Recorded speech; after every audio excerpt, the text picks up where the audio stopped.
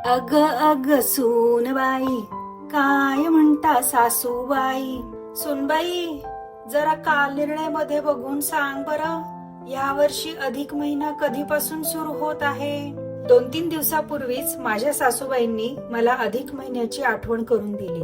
म्हणून मला वाटले की सगळ्यांसाठीच आपण अधिक महिना म्हणजे काय, या महिन्यात काय करावे, काय करू नये, ही माहिती सांगणारा छोटासा व्हिडिओ बनवावा.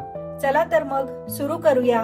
भगवान विष्णूंनी अधिकाच्या महिन्याला स्वतःचे नाव दिले आहे, म्हणून अधिक महिन्याला पुरुषोत्तम मास असेही म्हणतात.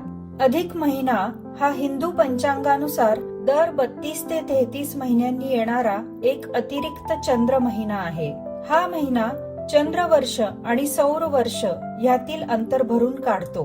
हे असे का करतात तर चंद्रवर्ष 354 दिवसांचे असते आणि सौर वर्ष 365 दिवसांचे असते. या 11 दिवसांच्या फरकाला जुळवून घेण्यासाठी एक महिना वाढविला जातो. साधारण 32 महिने आणि 16 दिवसांनी हा एक महिना वाढविला जातो. त्याला अधिक महिना असे म्हणतात. या महिन्यात दान, तप, जप, रामायण, गीता वाचन, विष्णूची पूजा या गोष्टी करणे शुभ मानले जाते. म्हणूनच आम्ही लवकरच घेऊन येऊ विष्णू सहस्रनाम स्तोत्राचा video. So stay tuned to Stotra and Mantra channel. या वर्षी म्हणजे 2026 मध्ये अधिक महिना 17 मे रविवार रोजी सुरू होत आहे आणि सोमवार 15 जून रोजी समाप्त होत आहे. अधिकाच्या महिन्यात लग्न, गृहप्रवेश, मुंज किंवा मोठे नवीन व्यवसाय सुरू करणे टाळले जाते. या महिन्यात 33 या आकड्याला फार महत्व आहे बरं का.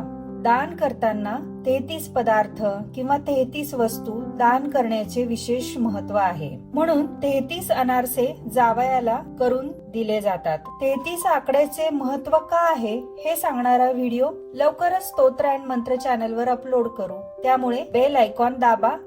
या महिन्याला महाराष्ट्रातील काही भागात धोंड्याचा महिना असेही म्हणतात, कारण या महिन्यात पुरणाचे धोंडे जावयाला खाऊ घातले जातात.